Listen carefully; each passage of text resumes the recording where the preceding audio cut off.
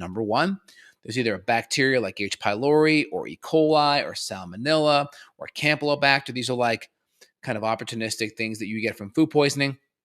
And then, of course, you're going to have just generalized dysbiosis being present, Citrobacter, Klebsiella, Pseudomonas, Morganella, Proteus. You can also have systemic candida overgrowth, could be a big driving factor.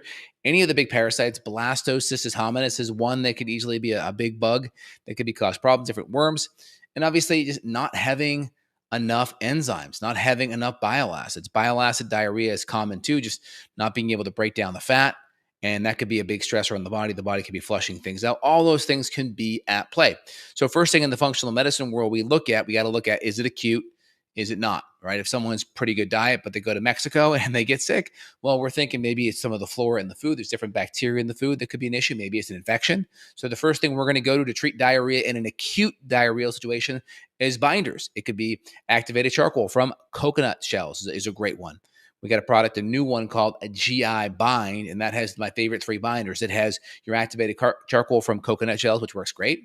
It's going to have chlorella, which works really good. It has some good affinity to metals and mycotoxins. And then obviously zeolite minerals work awesome. That's going to bind to mold toxins as well as other toxins as well. So I like it just as a generalized binder. So we're going to come in there with good binders, GI bind or something similar to that.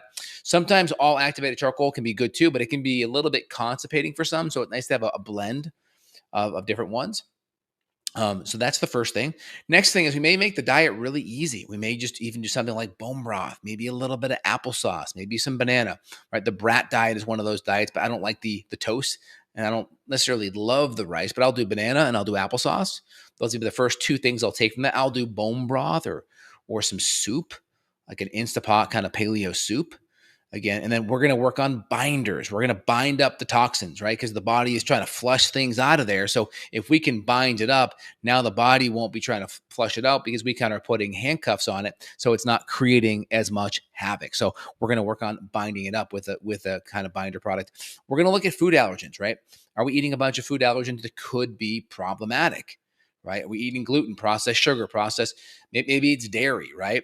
Now, if we went to Mexico and we were doing the activated charcoal, we're doing the GI binders, we're maybe tweaking the food. Next thing we're going to be looking at is we're going to be looking at adding in probiotics. Probiotics at very high levels, 8 to 10 capsules a day, maybe 1 to 2 capsules every hour or two, maybe 1 capsule every hour.